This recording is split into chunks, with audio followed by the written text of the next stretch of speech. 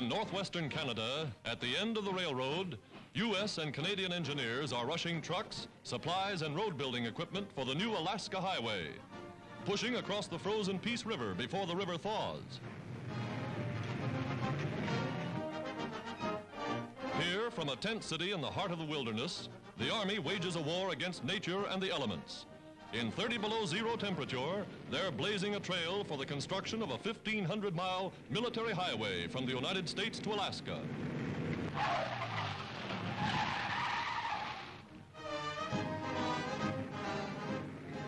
Giant tractors crash through the forests of virgin timber, rolling ahead at a pace that will see the road open within a year.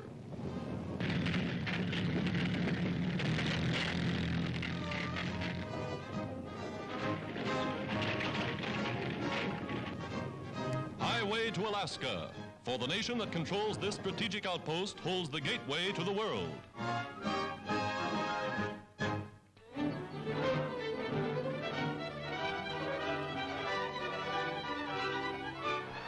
In California, the speedboats race against a backdrop of oil wells.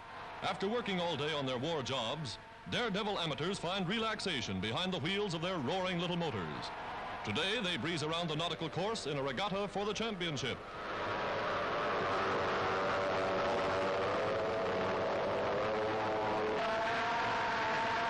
There's no slowing up for the turns, and somebody gets a ducking.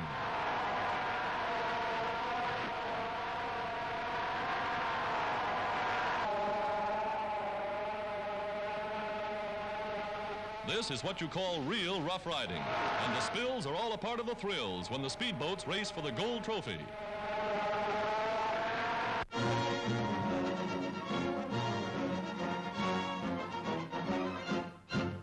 America is building fleets of giant aerial cargo transports, big enough to carry troops and mechanized equipment to the far corners of the world.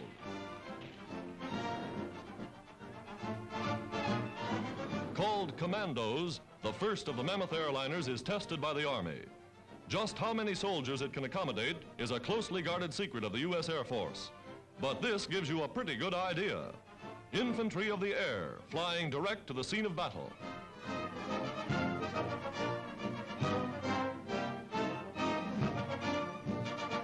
Inside, they sit on specially built seats with parachutes for their cushions. There's still plenty of room for additional equipment. And here it is, scout cars rolling up the double ramp under their own power, rolling right through doors big enough to admit a tank.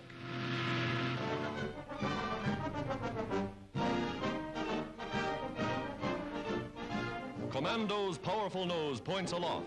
Her engines, mightier than any ship in commercial service, speeding 25 tons across land and sea as fast as a combat plane. Planes that will change completely the timetables of the world.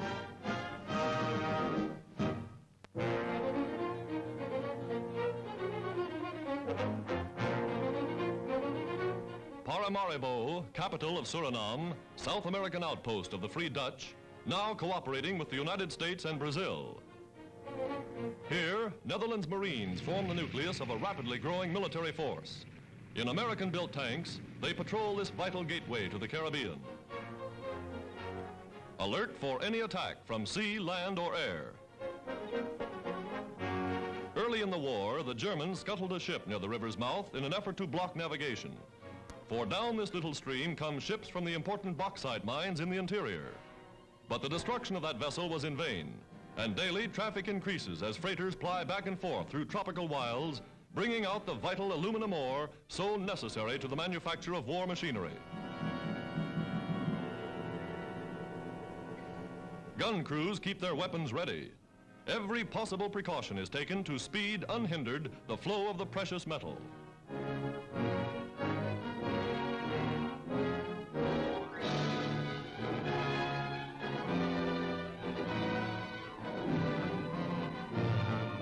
Mined far inland, the bauxite is brought to the river by train. From heavily guarded plants, it pours into the holds of United Nations ships, bound for the aircraft plants of North America. And as the Free Dutch work day and night to further the United Nations war effort, their Queen Wilhelmina of the Netherlands rides with President Roosevelt to the Washington Navy Yard. Here, by the President's order, under terms of the Lend-Lease Agreement, a new submarine chaser, named for the Queen, is presented to the Dutch Navy. Her Majesty goes aboard and finds a crew of her own countrymen, veterans of the Netherlands fleet, which so valiantly fought the first Japanese attack in the Southwest Pacific.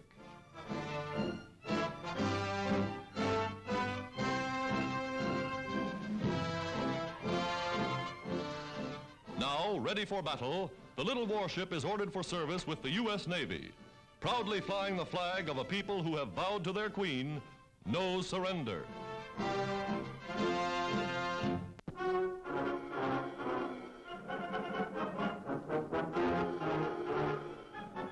The Army gives the folks at home a sample of what it's like to be a soldier. On the double quick, they stage a show of thrills. Scout car is taking the spotlight before thousands in a great Detroit arena.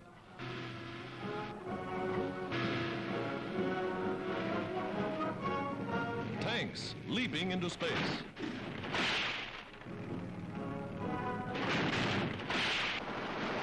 Infantry putting on a sham battle that's almost like the real thing.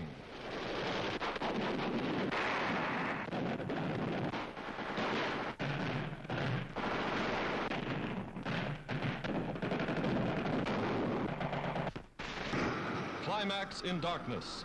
Flamethrowers staging a spectacle of the Army's weapons.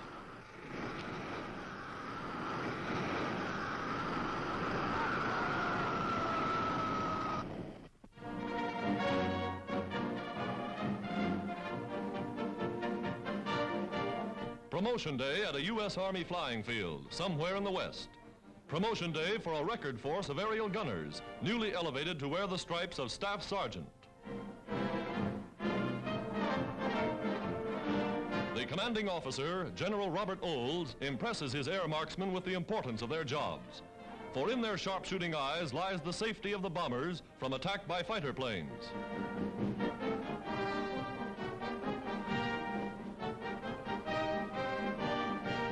Squeezing into blisters or gun positions, they prepare to go aloft. The planes bear names which only their crews understand. Here they man the weapons that put the sting in the bomber's tail. Trigger fingers itching to let 'em have it. Now, in token salute to the new gunners, the big ships roar across the sky.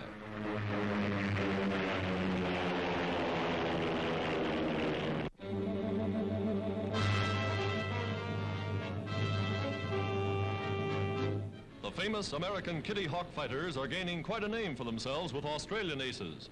Here at a secret base somewhere down under, veterans of campaigns over England and the Middle East give fledglings a demonstration of what the Kitty Hawks really can do.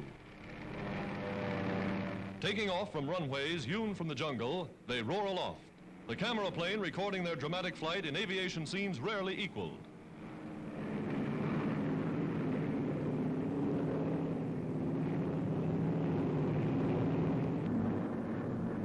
High above the clouds, they gather in the tight formation pursuit planes use for safety, quadrupling their firepower as they dive to the attack.